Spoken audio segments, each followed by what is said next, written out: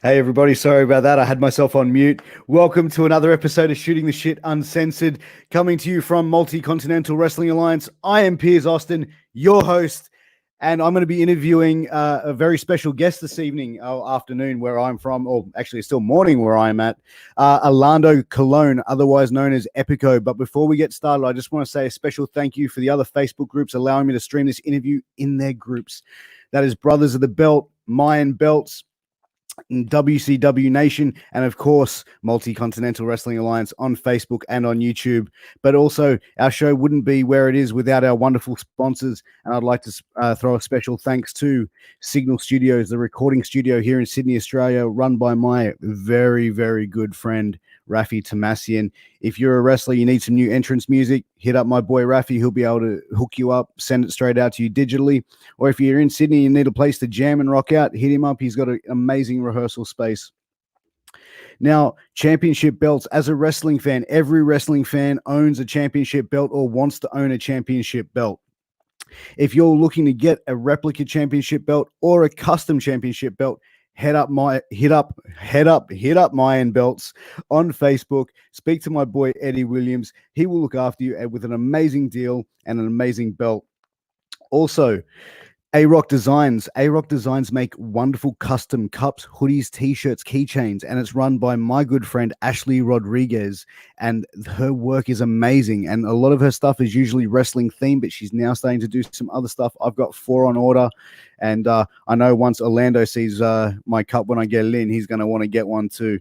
But without further ado, guys, I won't take up too much more of your time. I'll bring in the man of the hour, the man that you've all come here to see, my buddy, my guest, Orlando Epico Colon. How are you, my friend? I'm doing pretty good, man. Thank you for the invitation. Thank you for making this happen, man. It's 9 o'clock my time. I heard it's morning in Australia, so I just want to, thank you. No, my pleasure, man. Thank you for making the time for me and my viewers to sit here and have a conversation with me. But whereabouts in the world are you now, Orlando? I am in Tampa, Florida. Oh, nice. So that's where Yeah. you're living now? That's your home base? Yeah. I'm living in Tampa. I've been in Florida for about 10 years. I moved to Orlando about 5 years ago, and then I came back to Florida. Yeah, nice. And you actually spent a bit of time in the US. You went to the University of Michigan, correct? Western Michigan University. Close. Western Michigan. About an hour and a half. Yeah, right. So you were born and raised in Puerto Rico, and what age were you headed over to the States? Well, yeah, I was born and raised in Puerto Rico. When I was around 7 years old, I think I moved with my parents to New York. My dad got a job offer to work in the city, so we stayed there for a couple of years. Then we moved back to Puerto Rico, and then graduated high school, and then I got a scholarship to play baseball at Western Michigan University. Yeah, right. And was baseball a big part of your life growing up as a kid? Oh yeah. Baseball, it was the number one sport in Puerto Rico at the time, and I believe it still is today. Even though soccer is taking over all the sports. So, but yeah, baseball has played a major role in my life and in my development. Yeah, and professional wrestling. You come from a very famous Puerto Rican pro wrestling family, with your uncle being, Carlos Colon, and obviously your cousins as well. Did you have any? Were you exposed to wrestling at an early age growing up, or was that something that you weren't around too much? No, oh God, yeah. Ever since I was a little kid, probably since I was 2 years old, I remember going to the wrestling shows and cheering on my uncle and playing wrestling at the arenas with Carlito and Primo, going to the locker rooms, man, seeing those mega stars, guys like my uncle Carlos Colon. I mean, the Young Bloods, one of my favorite tag teams, the Super Medics, seeing Bruiser Brody, Abdullah the Butcher, all those, Ric Flair, Harley Race, seeing all those guys get to the arenas was for me, it was like, I was in awe, and it was very inspiring. And believe it or not, what got me hooked into the wrestling business was I remember seeing Emil Mascaro show up to the arena stadiums, because we used to run shows at stadiums. I remember he used to get to the arenas with a nice suit, beautiful mask, and his briefcase, those Halliburtons, old school Halliburtons. Yeah, yeah. My uncle had one. If you were a wrestler back in the day, he had a Halliburton. So that's what got me hooked from a young age. And I actually I had to get one. So I actually have about 2 or 3 of them that I keep in my closet for special matches, special occasions. How often do they come out? They've gotten used quite a bit, man. Like I took one to Saudi Arabia. It broke on me. I had to send it back to get fixed. And then I bought one about a year ago, and I've used it a couple times. I just love those briefcases because it just takes me back when I was a little kid. So it's just a memory thing for me, Oh, 100%. Takes me back in time. Yeah, 100%. At what age did you really think that, did you know, I should say, that you wanted to get into professional wrestling and do this as a career and make it your living? I knew I wanted to become a professional wrestler since I was, I don't know, maybe 8 years old. Me, Primo, and Carlito, we used to play wrestling at their house. We used to actually charge my sister and my cousin to come see us wrestle in the next room. We used to charge him 25 cents. And then we used to steal my uncle's gear, his boots, his robes. He had like awesome robes like Ric Flair. So we used to put on a really, really good show for 25 cents. Hey, as long as they got their money's worth, man, Yeah, they did. The boys got to get paid. The boys got to get paid. Yeah. Yes, sir. Yes, sir. We got yelled at many times too, but yeah. So you're saying, obviously coming to the state or going to the University of Western Michigan and playing baseball. How did you go? Did you graduate from Western State? I graduated. Yeah, I graduated with a business degree. And I graduated in 4.5 years. So I finished my baseball career because you play 4 years of college baseball. So my last semester, that's when I started training to become a professional wrestler. I just couldn't take it. I wanted to get in the ring so bad. I didn't want to wait to come back to Puerto Rico to start training. So that's why I got a little bit of heat with my uncle. He's like, why didn't you come train here with me? The doors are always open. It's like, I had 4 more months of school. I just needed to get in the ring. I just didn't want to waste a minute, Because that was the thing. I was when I was like looking into your background, I was like, you were trained by Dan Severn. I'm like, and I'm like looking through, and I'm like, hang on, he started, because you see, like a lot of people that are in wrestling families, they've been training since they were like 2 years old. You know what I mean? Like it's something that they've grown up with being involved in, and it was something unique to see that someone who was part of a great wrestling family, right, just wanted to get into it so badly that they just went in. And obviously a trainer like Dan Severn, he's going to be one tough guy who's going to definitely show you the right way how to condition yourself for the business. Yeah, and for me it was and I knew I could go to Puerto Rico and train. I knew that, but I wanted to show my parents a diploma. I wanted to graduate from college and say, hey, I have something to fall back on if I get hurt, something happens, I don't make it, I'm not good enough. But I just couldn't wait to 4 months for me was a long time. So let me get my, my feet wet. And I talked to Primo. He made some phone calls and I found a school. The closest school was Dan Severn School. And I wasn't there for a long time. I was just there for about a couple of weeks. Yeah. And I think there was a 3rd or 4th day he comes to me and he goes, hey, I think you might have a good future. If you stick to this, I think you have a good chance of making it. And I'm not saying it because your uncle is a legend, but I think you have, because of baseball, you have athletic ability that I can see that you can develop into something good. And that's all I needed to hear. That's all I needed to hear to pursue this give you that motivation. But how did you find the training with Dan? Because obviously he's had a storied MMA career as well as a pro wrestling career, being a former NWA world champion. But how was his training compared to what your uncle was doing? Was there much of a difference, or was it comparing apples to apples? Well, he had a real nice gym in Coldwater, Michigan. Right by his house, he had like a little farm. And this one building, he just turned it into MMA/wrestling gym. And he had a little boxing ring that we were used to wrestle in. And then he had like an MMA cage. It was really, really cool. gym. But he was able to mix MMA and wrestling, like the grappling, a Yeah. lot of mat work, and then the bumping, and Yeah. then how to work. He actually the end of the first day, he made us bump on the floor. I think he made us take about 10 bumps, and then you saw by bump number 3, a bunch of guys just I quit. But he was just testing the boys and say who really wants it. Yeah. It's not a matter of the bumps; it's a matter of who wants it more. Because this business, you're gonna be taking a lot more than 10 bumps, and you know what I mean. And it's a crazy industry. Oh, absolutely. And when you headed back to, obviously you did a lot of work a bit of work on the indie scene in the States. Yeah. You worked for IWA Mid South. Yes. Every person I have on who's worked for Ian Rotten, I always have to ask, how was it to work for Ian Rotten from your personal experience? He put me on the spot day one. Like Sabu was the one that got me booked there because he was good friends with Primo. And Primo goes, hey, can you help out my cousin? And he was the one who said, hey, go to this show. So he told me go to Midlothian, Illinois, which is right outside of Chicago. So I get there. I don't know jack shit about wrestling. Excuse my language.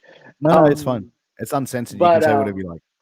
And I've only had about 2 weeks of like actual practicing in the ring. Like I didn't know anything. I didn't know how to call a match. I didn't know what was my moveset. So I get to the arena and he goes, hey kid, come over here. And I go, hey sir, I'm Orlando Colon, this and that, recommended by someone. Hey, I know about you.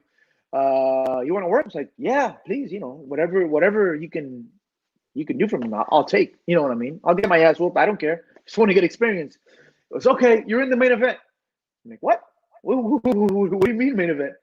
It's me and Chris Hero against you and this tag team called the Iron Saints, I think. Vito and Brandon Tomaselli. They were the top tag team at the time. It was a three against two, handicap match. But he put me on a main event. I was like, holy crap. Then Chris Hero comes to me. God bless, he's a sweetheart. He's a great guy. He goes, so what do you do, kid? I was like, well, I don't know, man. I can throw a punch. I can throw a kick. No, but what do you do? What's your signature moves? I don't got anything. He goes, okay, just listen to me out there. Like, okay. So we go out there. We're wrestling back and forth. All I knew was a brawl. The Puerto Rico, because I was just imitating what my uncle and Abdullah did in Puerto Rico. So I was just punching kicks guy. Yeah. He grabs the he goes, the shit out of people. Yeah. And he goes, hey, he called the spot, drop down leapfrog, drop kick. And I just boom, boom, boom, boom, hit it.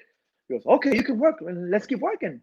We go to the back, finish the match. And Ian was like, you can go. That's good, man. It's like, it's my first match. He's like, oh, was it? He didn't know. I thought Sabu said he had some years of experiences. No, this is my first match. No, but Ian was a really, really cool guy to work for. He was good. He treated me with a lot of respect. I had nothing but respect for him. Did a lot of the guys know, like, obviously your family lineage when you were going into those indies in the States, or was that something you tried to keep a little bit close to your chest? So or was that something? I mean, they knew. I try to, it's just as not, in this wrestling, in this industry, nothing is nobody knows how to keep a secret. Everything gets spilled out, Yeah. But I didn't really try much to hey, I'm not, I just whatever. If they know who I am, good. Yeah. I didn't promote us. Hey, I'm Carlos Colon's nephew. I'm the next super. No, I just I'm just, having a last name and coming from a great wrestling family, it does give you opportunities. And I'm not, knocking it. It does give you opportunities. But then again, at the same time, because you're expected to perform at a certain level, those doors of those opportunities, they get closed on you quickly and they don't open back, they don't open. Which is the bad part about coming from a wrestling family. You get opportunities, but if you mess up only once, that's all it takes, and you're done. You're out of this business. And I've seen it countless times with many fellow wrestlers and FCW and an independent team, and even in Puerto Rico. Yeah. I mean, you definitely saw that with a couple of times in FCW with a couple of guys. I don't want to mention any names or anything like that, but out of respect. But yeah, like you definitely saw that. I just want to bring up a comment from one of our viewers, which is Kevin Rodriguez, who is my brother from another mother. He does a show very similar to this called The War Room on Thursday nights. He just wants to say, Epico, thank you for supporting little guys like us. Hope to see you in more interviews. So. Thank you guys for supporting little guys like me too. we're all little guys in this big crazy world, huh? Yeah. But obviously getting back into working for IWA Mid South and having that first match, obviously hearing that great feedback that you got, and working with an absolute, Chris Hero is a legend. The stuff he can do in the ring is miles and miles apart. He didn't really get his due in WWE, but that's for another time. But did that really form a friendship with you and Chris over a period of time? And were you able to learn much from that first match? Did you walk away from it going, okay, I've learned how to do this a little bit better, and I understand it a bit more? Well, no, we developed like a level of respect. Like when I saw him when he got signed to NXT, I was like, hey man, we remembered the match that we had, and that's cool because he's had so many more matches than I have. Even with my time in WWE, because he's just a legend. But we were able to talk and sit back and have a couple laughs. Oh shit, he didn't know this. I was like, oh, it was you that carried me. But we have that mutual respect, and we didn't hang out much because we went separate ways after that match. He was booked solid all over the States. I was just living in Michigan, so wherever I can go in that little, in the vicinity. So we never ran into each other until we met in NXT. Yeah, right. Did you? Not long after that, you went and made your debut in the World Wrestling Council, which is your uncle's promotion. Yeah. What was it like going from the States to going over to Puerto Rico? Did you feel more comfortable in front of that Puerto Rican audience, like from that home that you've really grown up around, that sort of environment, or did you find more relaxing or not as stressful? No, the stress was there because now I had to deliver at where my uncle made his legacy. So I had to deliver. For me, it was a bigger stage. We didn't work in bingo halls or small venues. We were working at baseball stadiums, which is Puerto Rico. We work mostly in baseball stadiums, at least back when I started. So for me, it was tough. It was big shoes to fill. I mean, you had my uncle, then you had Carlito, who was packing, selling out buildings in Puerto Rico. Then you had Primo coming up. He was the champion at the time. Carlito already left to WWE, so he was making a name. He was getting a really, really good push at that time. So I'm like, Jesus, what if I stink the bed? I can't. So I decided, I talked to my uncle, hey, let's just put me under a mask at first, make sure I can, before you throw me out there with the wolves, let me make sure that I can swim. You know what I mean? And he goes, well, I trust your work. You're good. I saw your ability because, thank you to, because of my baseball career. He knew that I can do this. Yeah. But he said, whatever you want to do, just, you want to wear a mask, wear a mask. Just come up with a name. I didn't know what to name myself. It was Carlito who called me, who figured out the name. We were having Thanksgiving dinner at my house. He goes, I don't know. I think I'm going to call you Fireblaze. I was like, all right. My uncle liked it. I was like, all right. But it shows the maturity and respect that you have for your uncle to say, hey, put me under the hood, to let me find my feet a bit. You know what I mean? And that's probably what was way more beneficial than anything, is getting that exposure and getting that experience under the hood, and then obviously unmasking and revealing yourself as a member of the Colon family. Yeah. It was a good experience for me. But you said like the baseball stadiums. I've seen a lot of the footage from the Puerto Rican days and the Puerto Rican, and still going Puerto Rican territory, or the WWC shows, I should say.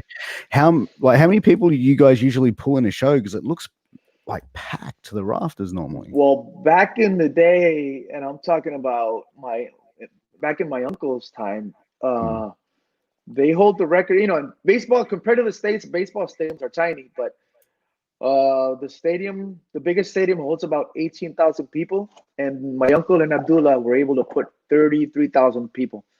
Jesus. And they sold it out in a matter of 3 hours. Like, they shot an angle on Saturday TV where Abdullah throws a fishnet over my uncle and starts stabbing him with with his legendary fork.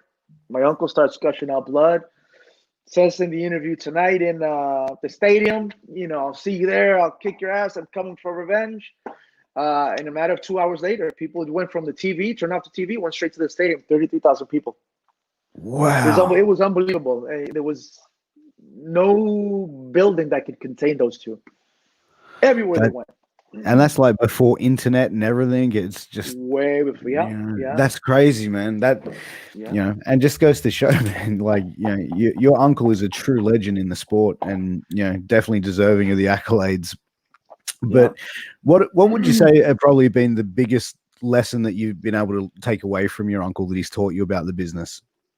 Stay humble, man. Keep your feet grounded, man, because everybody who you meet on the way up is the exact same people you're going to meet on your way down. And it's how you treat those people on your way up when you're getting that push that you're going to get treated when it matters the most. It's when the lights are shutting down on your career, that's what's going to give you longevity. If just because you're getting a push, everything gets to your head, you're screwed in this business, because that push is only going to last a few months, a couple of years if you're lucky.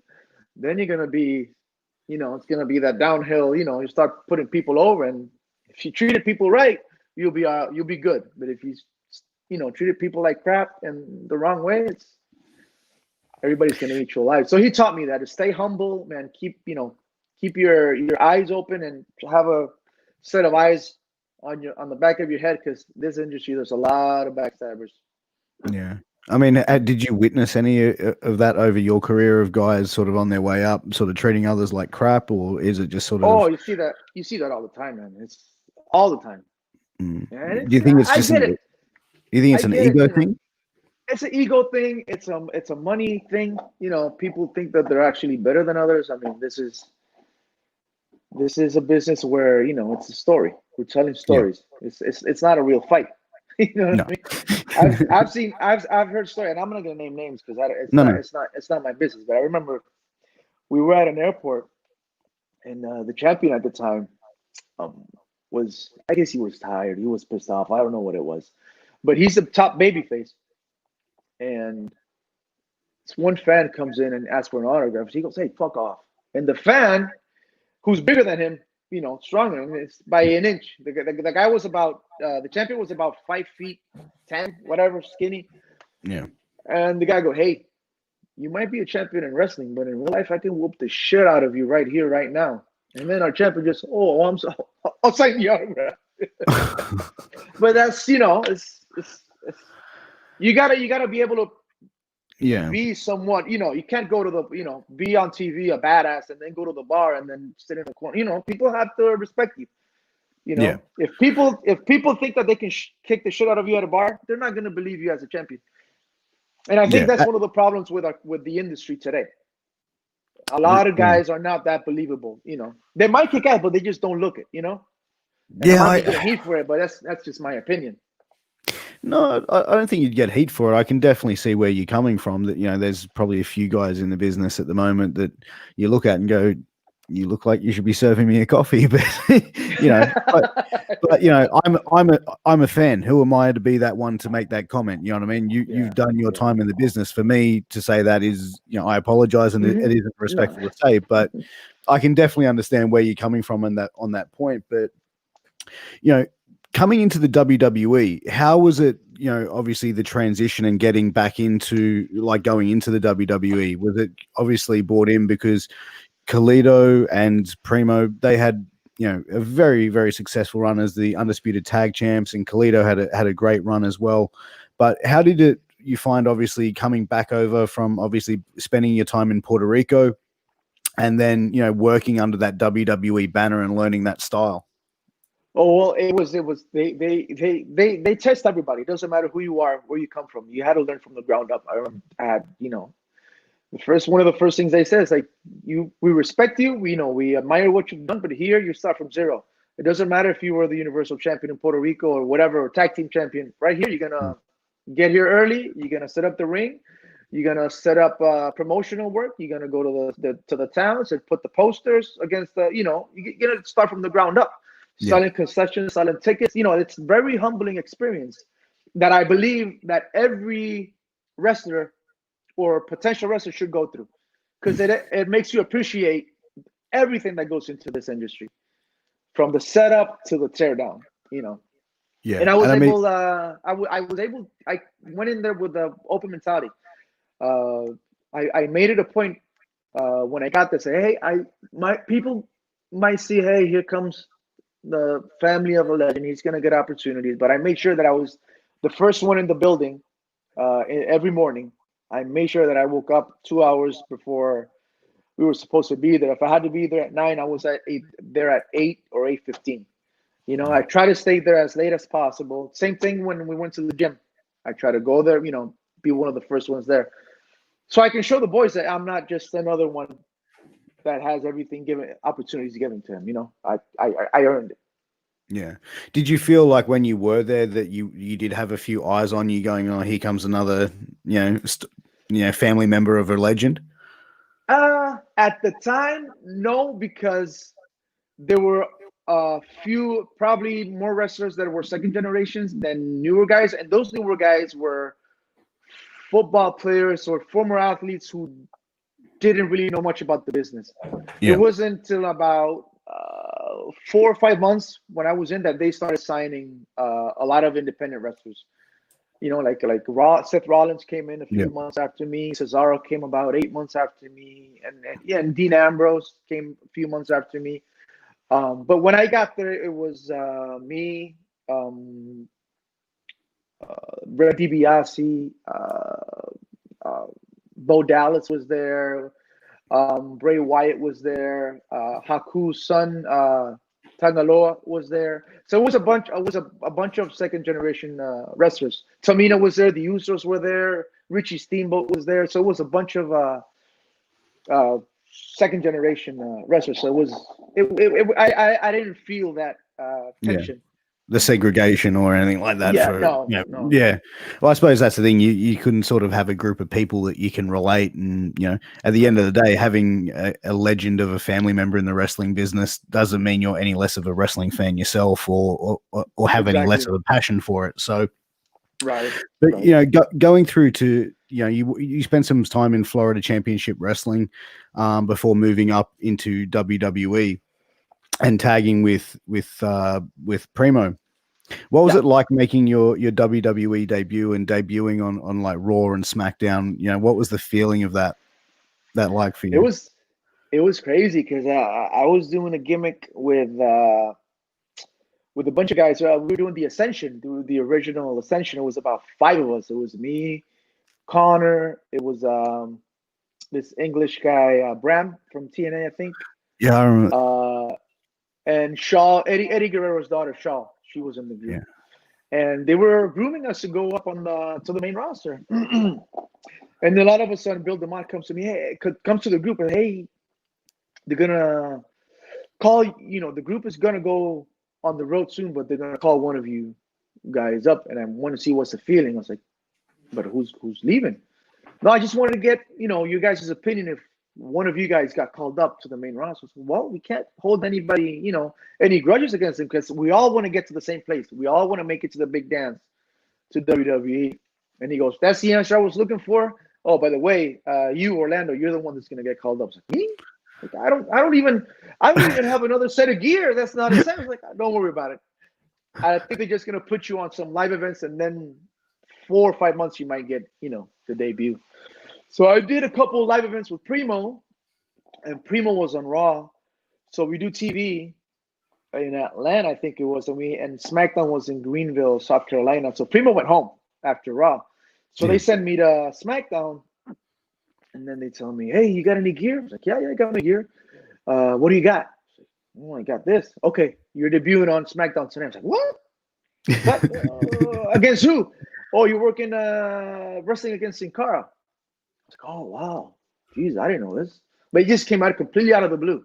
Got me completely off guard, Yeah. Then the following week, it was me, Hunico, against the Usos, and Primo was their manager. And we did this gangster kind of gimmick that after the match was over, they said it was too violent for TV.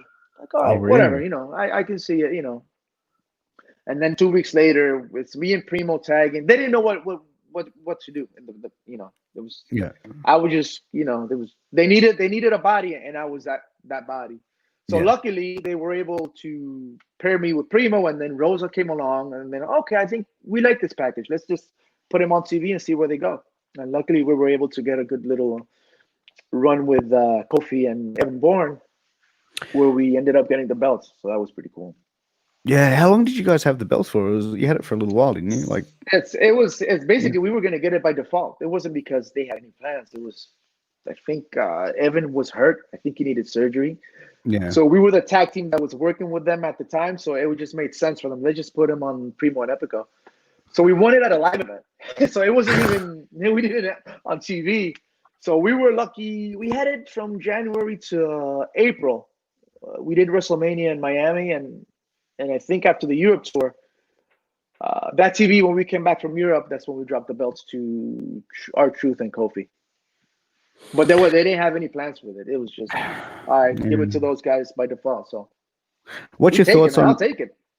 What's your thoughts on the way that WWE's booked tag team wrestling? Over the last few years. I mean, it's sort of like they try and do it, they get it, and then they just pull the rug underneath it. It basically comes down to numbers, man. And this comes from Hunter. Way before I got called up to go to the road.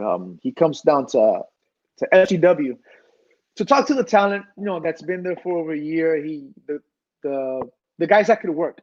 He saw some guys were getting frustrated, like Seth Rollins was frustrated, and Ambrose, and a bunch of us were really frustrated because we didn't have any direction. We were supposed to be a part of NXT season 4, season 5, and we did some pictures, we did some promotional work. They sent the crew to record us. We did 2 groups of guys, so it was about 10 guys. They didn't know which group was gonna go. So when nothing happened, all of us was like the morale was kind of down. So he came down and talked to us. Hey, it's just it's just creative. Doesn't have anything good for NXT, the brand itself, for what they're doing at the time on TV. So it's better to keep you guys down. But I was sitting with Hunter. He was telling me, man, just sit tight. Your time is coming up. And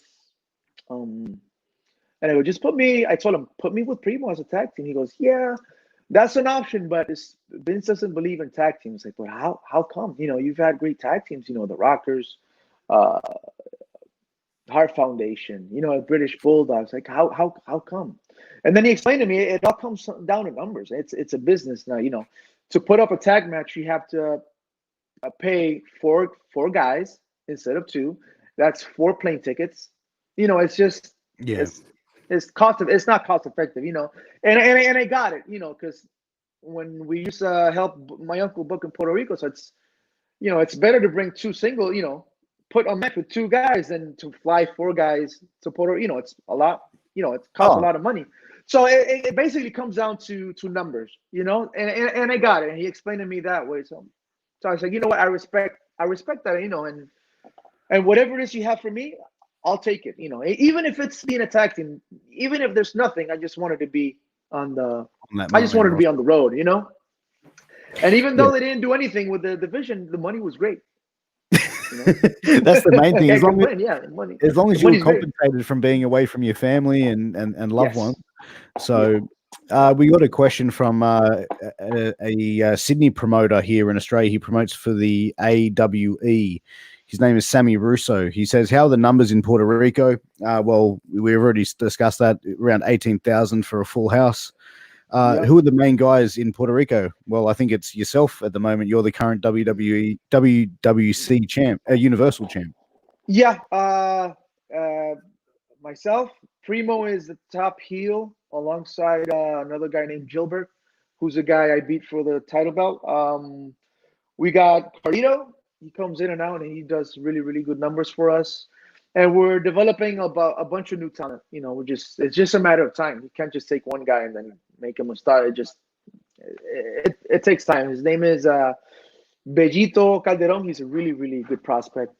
And we got Savio Vega, who, in and Legend. out, legend. We got Ray Gonzalez, the legend. Who else we got? And I think that's about it for now. With the whole pandemic, a bunch of the wrestlers are not even living in Puerto Rico. They moved to the States. So hope it's safe over there. But yeah. So one of the things, so being in WWE and being told that by Hunter saying, yeah, Vince doesn't really believe in tag team wrestling, and then later being called up into a tag team where you kind of like, oh fuck, Yeah, I knew it. But when I got put in a tag team with Primo, I was like, it's one of my dreams. So let me make the best of it. Maybe because we had good talent. That's the thing. We have incredible talent. It's just a matter of giving us a little bit of the spotlight. We have the Usos, the New Day, but it's just when the division was right there, they never did anything to push it over the hump. You know what I mean? We never got. That's and as a fan watching it, it's like just like so many great tag teams. I was sitting there just on something, do it, Yeah, and they just don't. But that's their mentality. I mean, at the end of the day, it's if I was getting paid, there comes a point where when you're young, you're hungry, you want to push ideas, you want to push everything that you can to be involved in the creative, to help the creator, the writers to pitch ideas. And they're always saying, yeah, just go in there, talk. But we did that for about 5 or 6 years. And then it comes to a point where you just, you know what? I run out of ideas, just pay me. That's all I care about. I have a kid, I have a wife. I've been away from home for 6, 7 years at the time. You know what? If you're not taking the ideas into consideration, then why am I going to waste, my time? It's taken away from the passion and the love, that I have for this business. Just pay me. I said, it's all about the money at the end. Yeah. Yeah, exactly. And that's the thing, as long as you're compensated for your time and energy that you put into it. But your time in the WWE main roster, you guys went through a couple of different character changes, from the Colones to Los Matadores to the Shining Stars. Out of the different characters that you've had to play, and like firstly, which one was the most fun? Which one was the most enjoyable that you got out of it? The one that we hated the most was the one that we had the most fun, the Matadors. The Matadors character was only supposed to be like a 2-month program to work with Rey Mysterio and Sin Cara, who weren't doing anything at the time. And we're like, let's just do like a mask versus mask. Everybody knows it's Primo and Epico, but let's just see where we can go. We had some good ideas.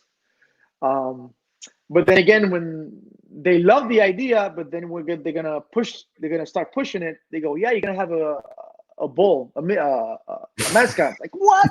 That's not. We don't want to be baby faces. It's a haha. We wanted to be, but then we said when we were getting Mascarita Sagrada, probably the greatest mini wrestler that's this planet's ever seen. So we're like, okay, there might be something there for the kids, and this guy can do a bunch of stuff that nobody's seen on WWE TV. And they never got to see, unfortunately, because they always put the handcuffs on him. Every time we knocked on the door, hey, can we do this? No, because that's a DQ. No, it doesn't make sense. No, they kept putting roadblock after roadblock after roadblock to do stuff on TV. I'm like, Jesus Christ, and why would you even sign this guy? To just keep him in it's just I was like, and he was frustrated too. I mean, he was, and we kept, just get your paycheck, man. Get your check. You got family, you got kids. Feed them. You're not doing any. You're not getting hurt. When your run is over, you can still do what you were doing. Yeah, exactly. But it was just. But then again, once those tours came, we had a lot of fun with them. I mean, oh God, that guy is unbelievable. It looked like a lot of fun, and especially like the matches he had with Swoggle, and the WLC match. To me, I was like, when I saw that being advertised, like, I don't know what this is. It was, man. I just sat there. I was like, holy shit. You know what I mean? Because you think like minis wrestling, and as sadly to say, most fans think comedy act, and they really proved that they were no comedy actors, and they put their bodies on the line, man. They took some nasty hits. Everybody did. Yeah, man, that Swoggle's a crazy little fucker, man. I'll tell you. Yeah, good bro, man. He's a good dude. Yeah, man. I've seen some of the shit that he's done since he left WWE, and I'm just like, oh, damn. But how much did you guys have in coming up with the characters and the gimmicks themselves? Like for the Shining Stars as well. Like I really enjoyed that gimmick. You know, really saw the persona and the personality coming out of you and Primo. You know, what was your thoughts on and how much involvement did you have with creating that character? Shining Stars, zero. Zero. Really? No, we were pitching an idea to bring back Carlito after the Matadors. We did an angle in Puerto Rico where we were frustrated, and in the middle of a match, we just took our masks off, which is a big no-no in WWE. You know, they gave us permission to work for my uncle every time that we didn't have a show on the road with WWE. So we had a handshake deal with them. Hey, every time we don't have to work, we'll go to Puerto Rico. And we're not going to do anything crazy. We're not going to work against anybody that was in TNA at the time or New Japan. You know, we're going to work guys that Locals. weren't signed for, you know, locals. So we're working with this tag team, and it just, for some reason, the match was flat. You know, we're in Puerto Rico. People know that it's, you know, the Colon family, and they're wearing masks representing another country. It's just people just like, So at the end of the match, we just cut a promo and just took the mask off. The whole place erupted. I'm okay. Let's get on a plane. Let's go to Raw, and let's get, you know, somebody's gonna call us, and I don't know, we're gonna get fined, released. At that point, we didn't really care. So I guess we get there. I was like, oh, so I wonder who is gonna stooge off what we did last night, Puerto Rico. I just want to know, you know. At that point, we just wanted to get a laugh. You know, who's the stooge? Who's the snitch? Yeah. And we're in the locker room, and one of the camera crew guy comes in. He goes, "Hey, you guys were talked heavily in the meeting." I'm like, "Oh, go figure." I just wonder who was the one who said who spread the word. And then one of the producers comes out, "Hey, Vince is he's thinking highly of you guys. He respects you guys." Like, what? After what we did last night? Yeah, he likes guys that have guts, that have balls. You know, okay. And then I think it was Michael Hayes who came. Hey, you guys have been frustrated for a while. If you guys want to pitch an idea, tonight's the night, because he's very, very high on you guys. I was like, all right. Me and Primo had about a quick 30-minute meeting and said, is this the time to talk about Carlito? I was like, well, if it's not now, you know, it's going to be never. So we go knock on the door. He's always been cool to us. I think he liked us or respected us. So we pitched this idea to bring back Carlito. He was like, oh, his eyes. I was like, oh, really? So he was biting into it. He might have been working us. I don't know. So we pitched this idea.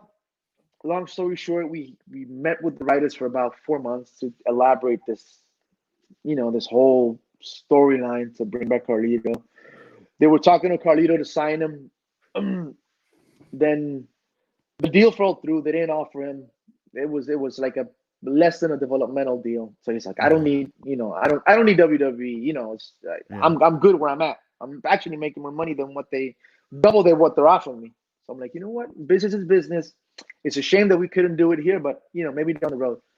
But we kept with our main idea, because I don't think Carlito, we're just going to bring somebody else in to fit in his role. So we're ready to, getting about 2 weeks from debuting, they one of the writers go, hey, Vince wants to talk to you guys about your gimmick. I'm like, oh, great. Let's see. Maybe we're debuting tonight or next week, whatever. We go there. He goes, hey, guys, I got some great ideas. I'm like, what is it, man? What's this about? There's been a slight change on your gimmick. Like, okay, you know, it's fair enough. It's your company, you know. You guys are gonna be called now the Puerto Rican Playboys. And our jaws, me and Primo was like, what? And then the writer hands us a picture of what our gimmick was gonna look like, and that they are already made it for us.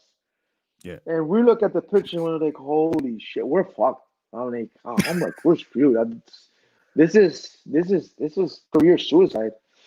I mean, but you can't say no to the boss. You know what I mean? So I'm like, yes, sir. We'll do whatever you want. Oh, with the gear was like, we look like Bret Hart, like the Bret Hart and Jim Diamond, like the tights and the singlet, mixed with gold dust, you know, black and gold with gold boots, and Hugh Hefner's Playboy robe in gold.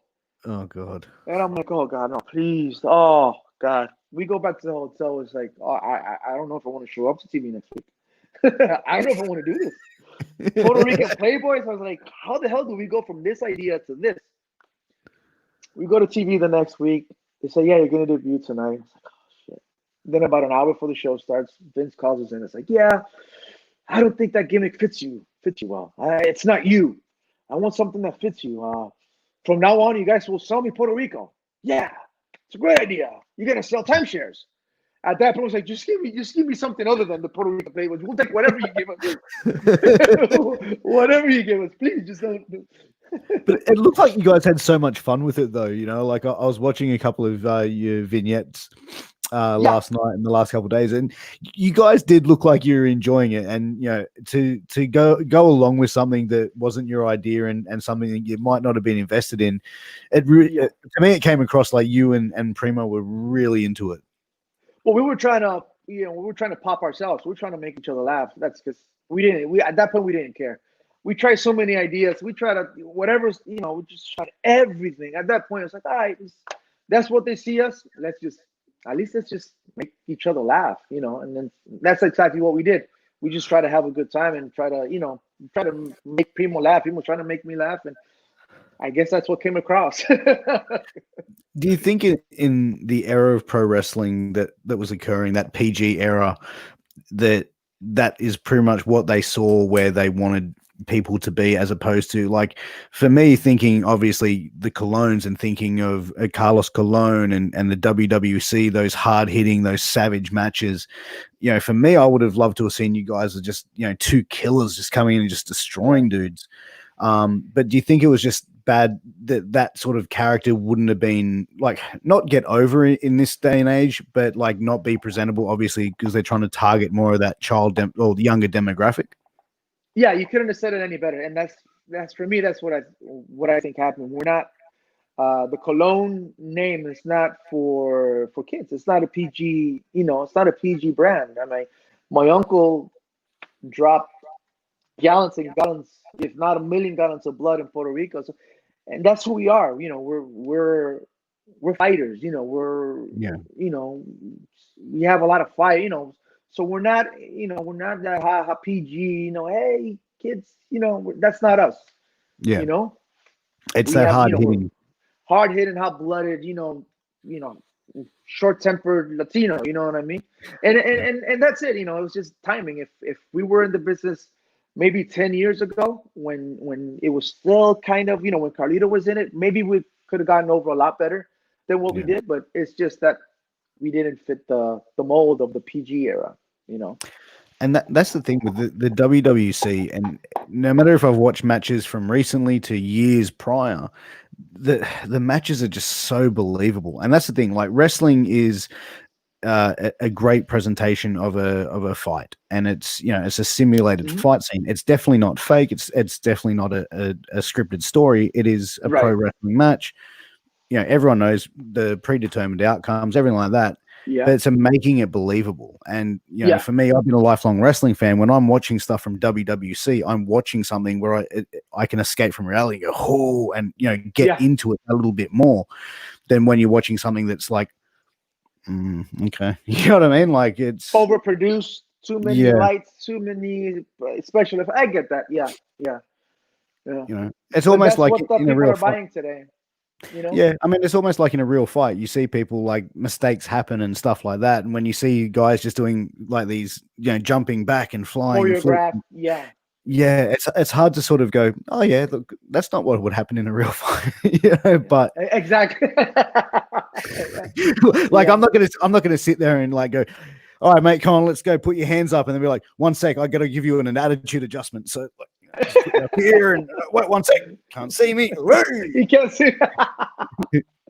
Yeah, that's true. I mean, that's how the business has evolved over the years, but it slowly goes back. It's cyclical. There's a saying, what's old is new, and what's new is old. So slowly, I believe that it'll come back full circle, and it'll be kind of not as it was before, but it'll be a little bit more, with UFC, that's basically Vince's competition, UFC right now. So that's real. So they're gonna, and they have Brock Lesnar back. So you think they brought him back because he's gonna be for kids. No, they brought him back because he brings an element of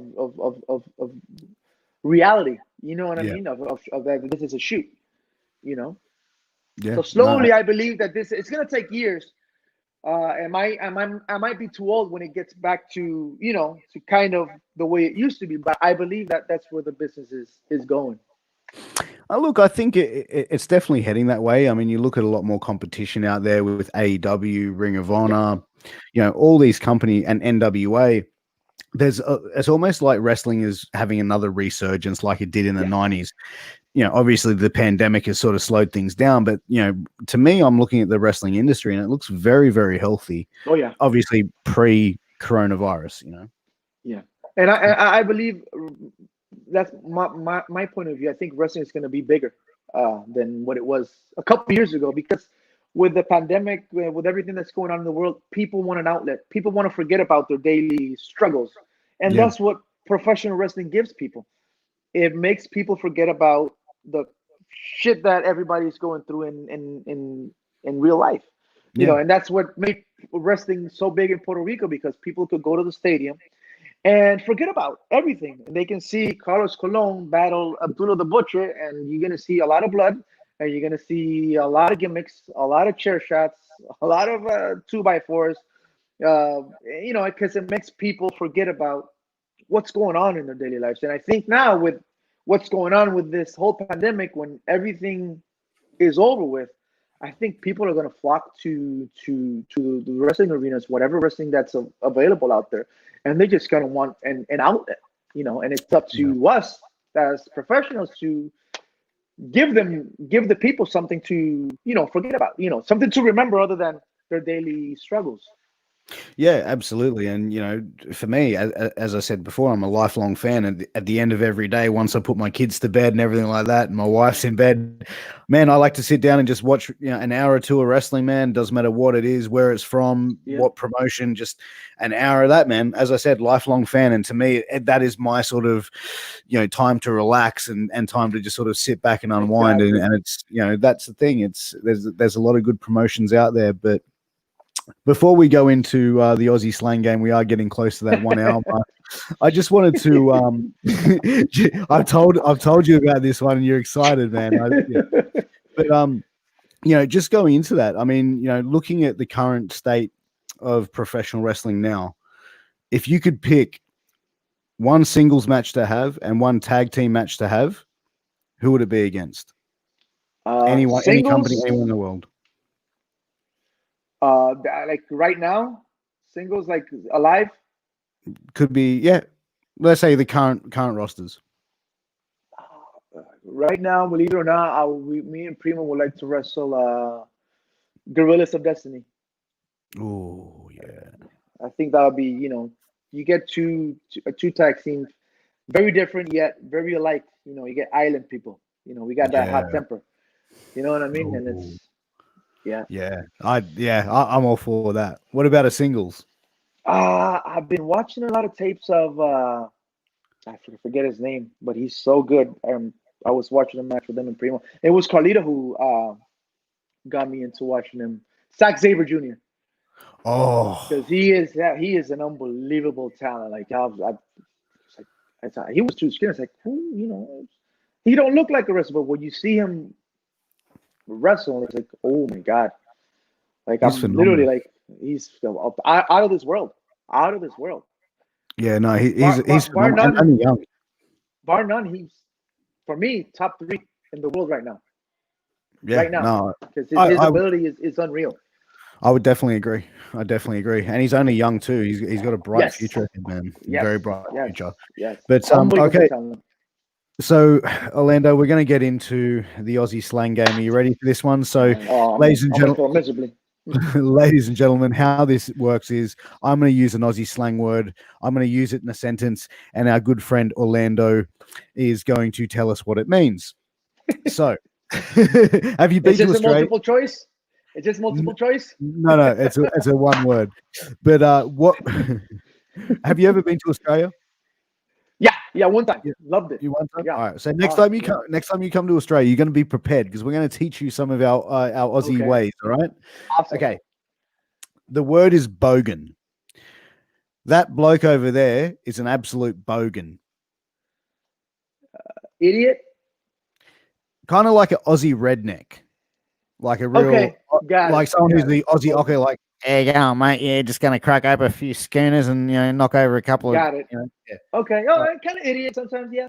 Yeah. I'd say that. All right. The slang is feeling dusty. Oh, mate. I woke up this morning. I was feeling pretty dusty. Crappy.